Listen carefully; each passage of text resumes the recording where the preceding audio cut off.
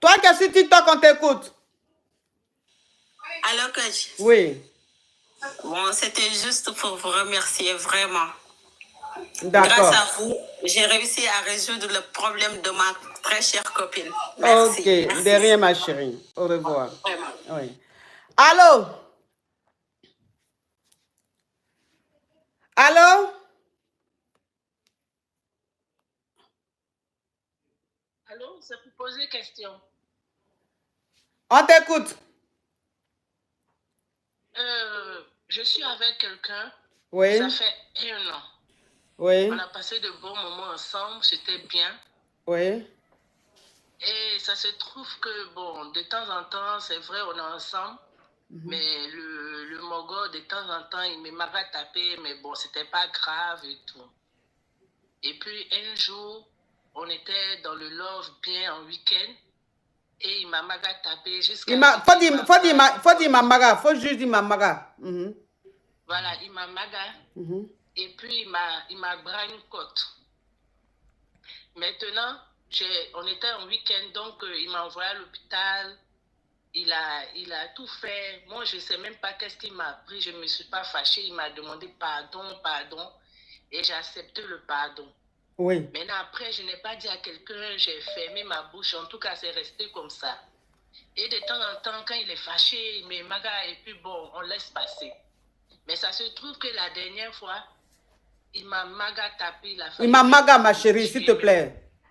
Faut pas signaler, il a failli me dire, ma chérie. Faut pas signaler mon live. Faut dire, il a failli me dire, s'il te plaît.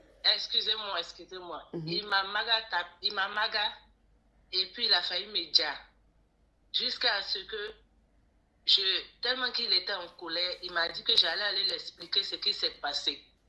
Et j'avais tellement peur que j'ai sauté de la caisse. Maintenant, j'ai tout bloqué. De la caisse, de la voiture, tu veux dire?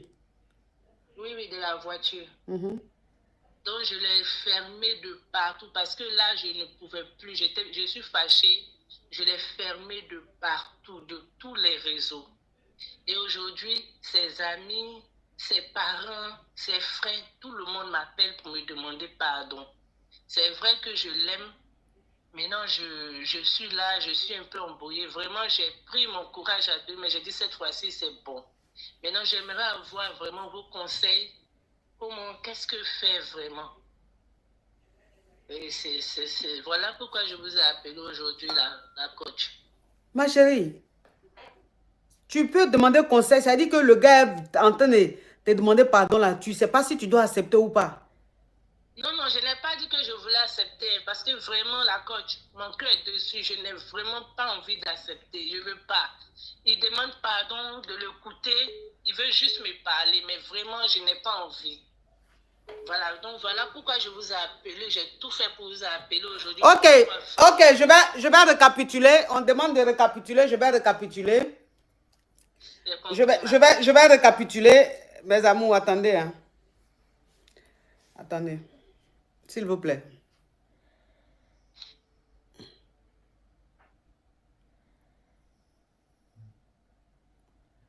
Il y a quoi?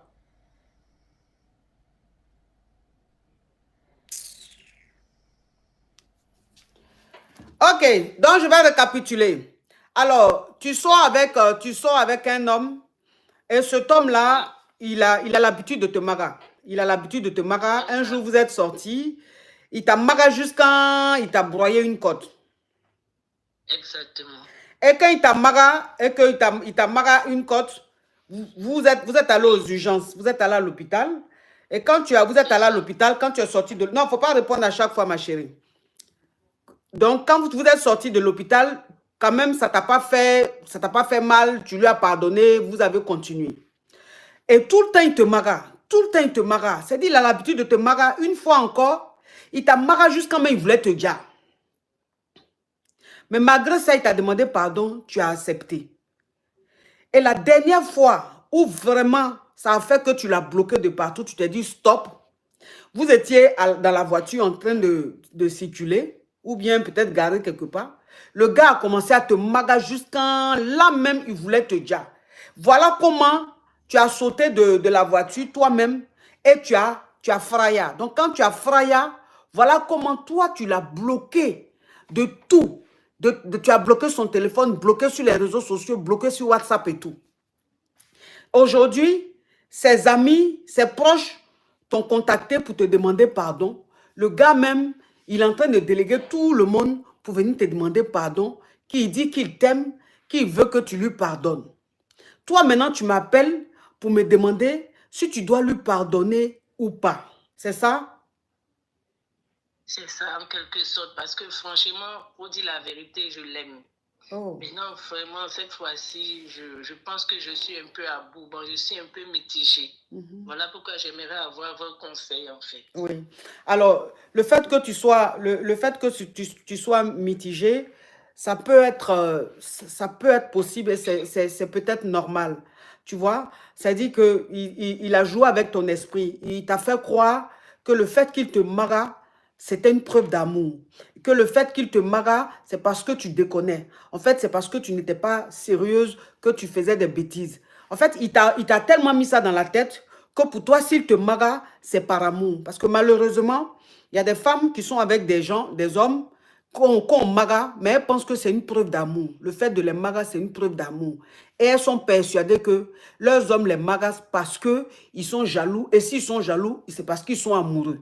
Donc, elles sont en quelque sorte sous l'emprise de ces hommes-là. Ils sont en quelque sorte des bourreaux. En quelque sorte, hein, des bourreaux. Donc, ce qui fait qu'actuellement, toi-même, tu sais que avec le gars là, c'est pas bon. Tu risques de dire un jour. Mais comme c'est un gars qui a mangé ton esprit, ça fait que il te manque, tu as envie de retourner. Même si tu sais que ce que tu vas faire, tu vas retourner dedans là, c'est pas bon. Mais tu ressens ce besoin-là de retourner. Parce que tu as normalisé en fait le fait qu'il te maga. Il ne faut plus retourner avec cet homme-là. Tu sais, il y a une caviar comme toi. Et ça, je vais le dire toujours. Parce que c'est resté dans ma tête. Et je me dis, plus jamais ça va se répéter. Il y a une caviar. Oh, thank you, merci. Il y a une caviar comme toi. Tu étais avec un homme. Cet homme-là lui faisait croire qu'il l'aimait, qu'il était fou amoureux d'elle. Et en fait, il passait tout son temps à la maga. Mais il la magassait souvent même. Elle voyait Djali même en face.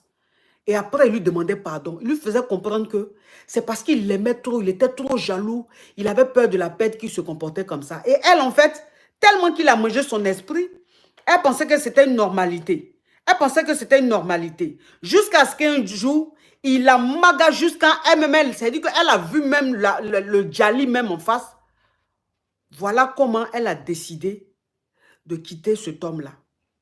Mais cet homme-là, il est allé devant son travail. Il a attendu quand il a fini de travailler. Pleurer qu'il a pleuré là. Il a pleuré jusqu'à il est venu avec ses amis.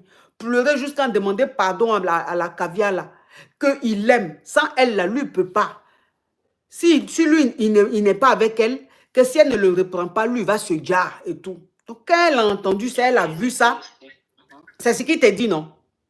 Oui, voilà. C'est comme ça. Voilà. Ces hommes-là, c'est comme ça ils parlent. On appelle ça de la manipulation. C'est ce qu'ils te font croire.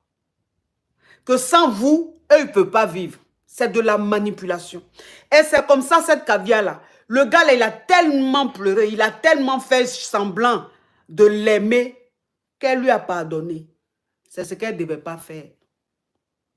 Un soir, elle allait chez lui pour une dispute, une banale dispute, pour quelque chose de tellement banal.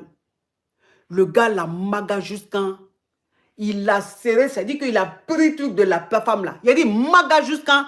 Tellement qu'il avait la colère en lui, il était en train de dire ma caviar là, il ne savait pas.